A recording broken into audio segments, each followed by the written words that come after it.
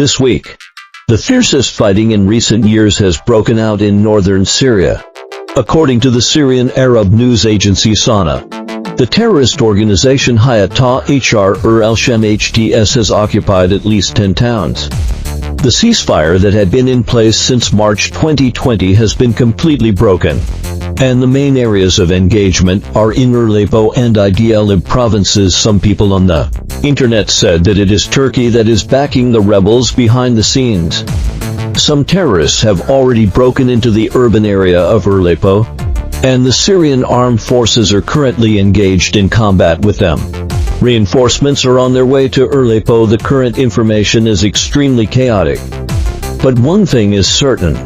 The Syrian government forces are at a disadvantage. Thousands of rebels have broken up into smaller groups and are advancing separately. Multiple sections of the highway have been cut off, and the reinforcements are being blocked.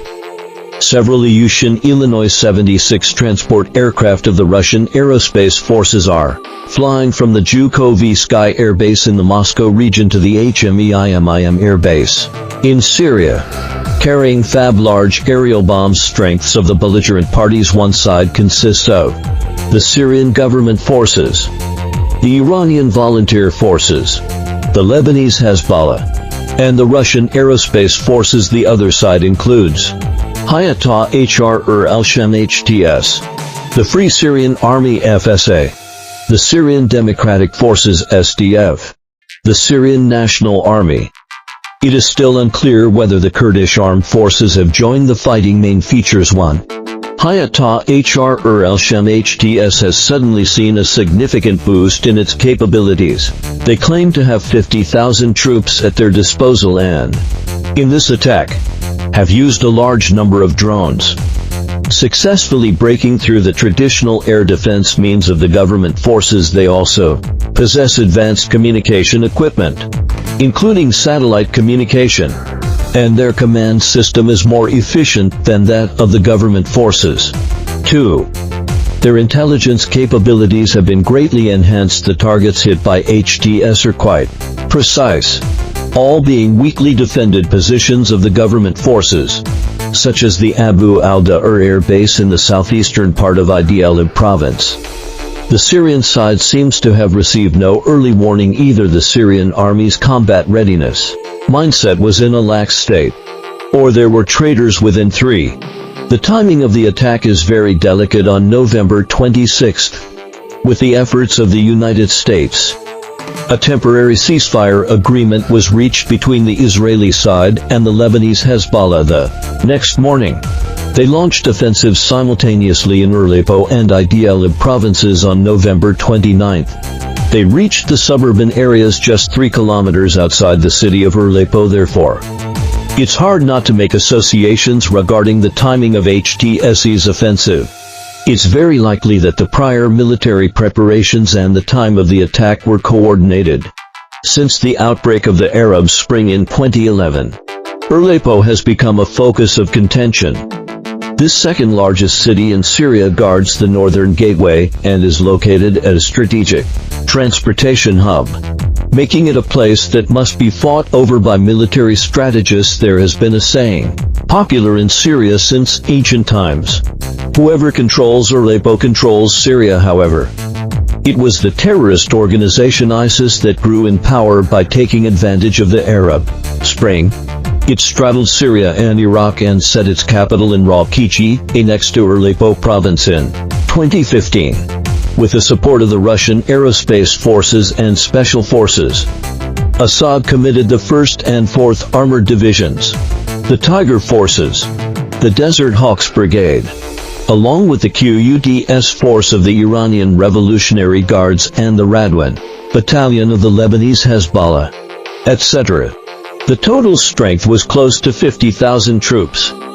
The battle lasted from autumn to winter and finally defeated the main force of ISIS on December 16, 2015 in order to preserve Idlib province as the last stronghold. The United States and Turkey, whose relationship had deteriorated due to the U.S.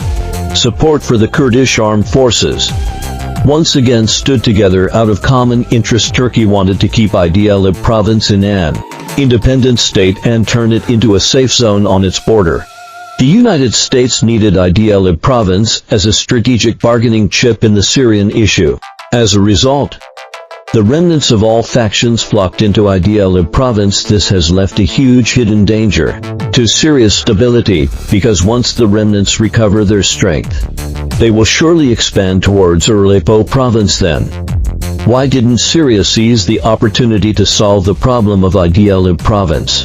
Assad's military and economic strength was insufficient to fight another major battle. It was already a good achievement for the Syrian government forces to be able to control other provinces. Neither Russia nor Iran was willing to completely worsen their relationship with Turkey for the sake of Idlib province. On September 7, 2018, the Russia-Turkey-Iran summit was held in Tehran. They couldn't reach an agreement and only reached a consensus to jointly combat the remaining forces of ISIS in October 2018. The three parties reached the Sochi agreement. Turkey promised to draw a clear line from terrorist organizations, but except for Hayat Tahrir or al-Sham, the other rebel forces supported by Turkey could continue to exist. The Sochi agreement has a lot of ambiguous aspects and can only be implemented through mutual understanding between Russia and Turkey. Hayat Tahrir or al-Sham HTS originated from al-Qaeda and was formerly known as Jabhat al-Nusayr A, the Nusayr A Front, and later renamed Jabhat Fatah al-Sham. It is an out-and-out terrorist organization officially announced by the United Nations.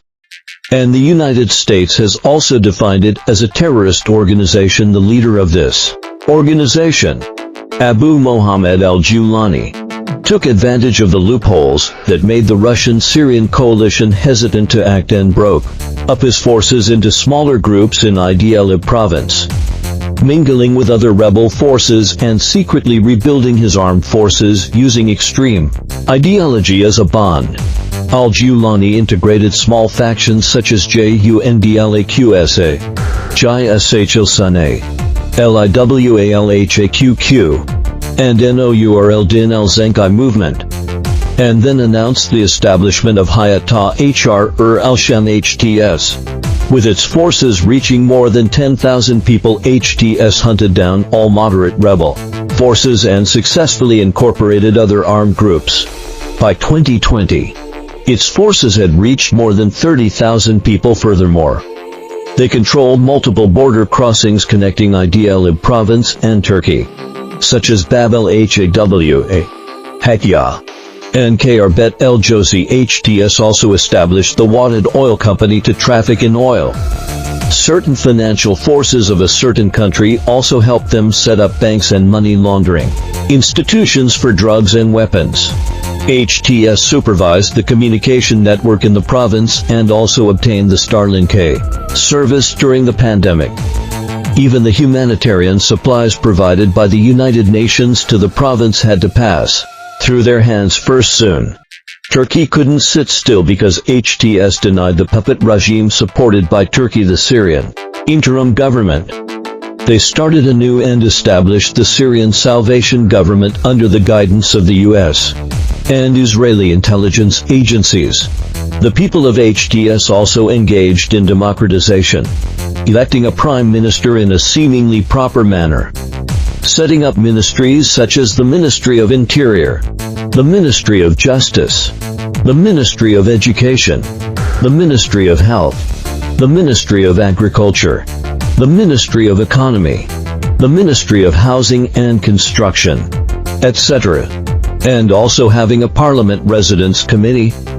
Its relationship with Turkey changed from covert collusion to opposition. Turkey has created a monster that may come back to haunt it, and its strategic tragedy has already been formed. Turkey's original strategic focus was to overthrow the Assad regime, realize the rule of Sunnis in Syria, and eliminate the Kurdish armed forces once and for all. However, Assad has not fallen, and the Kurdish armed forces have not disappeared. Instead, the Syrian issue has become a heavy burden on Turkey. Many people on the internet claim that Turkey is the behind-the-scenes supporter of Hayat al-Sham. This may be due to confusion about the timeline, and their information dates back to before the establishment of the Syrian Salvation Government. At that time, there was indeed covert collusion between the two sides. Turkish Foreign Minister Hakan Fidan issued a statement on the 30th, saying that the terrorist organizations in Syria are completely dependent on the United States.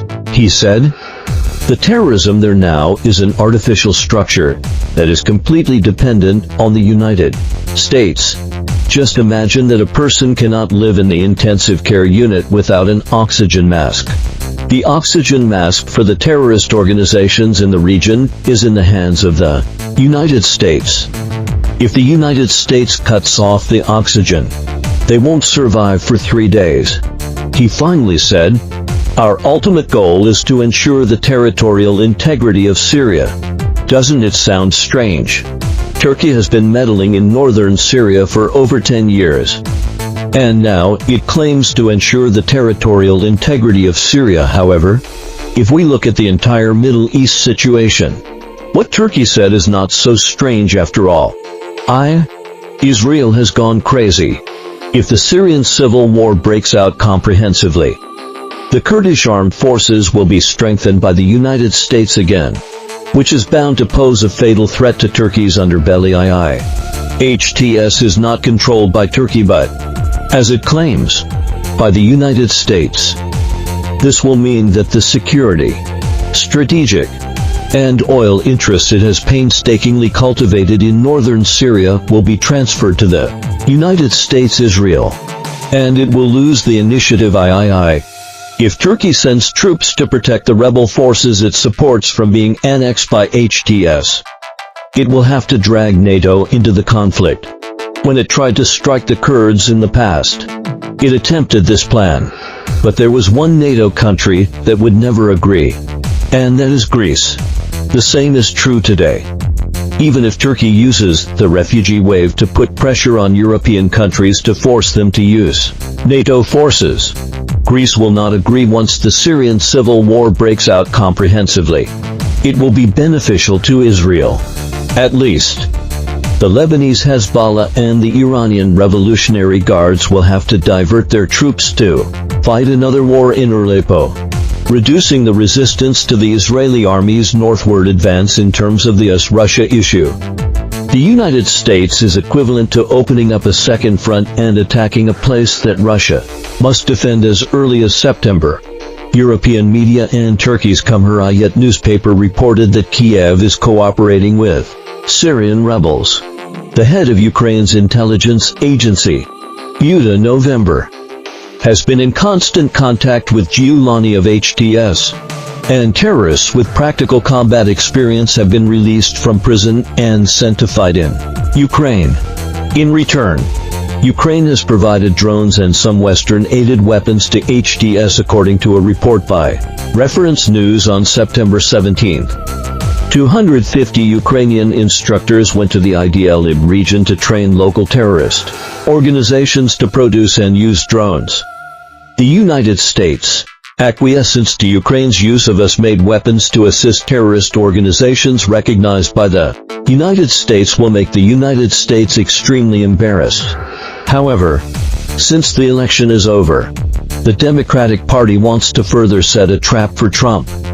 As long as the United States is not embarrassed, others will be. Last year, an earthquake hit Idlib province and Aleppo province, causing countless casualties. This year, war has reignited in these two provinces, and the people are fleeing everywhere again. As the saying goes, people are doing deeds and the heavens are watching. How can a country that tries to destroy Syria to the core still claim to be civilized?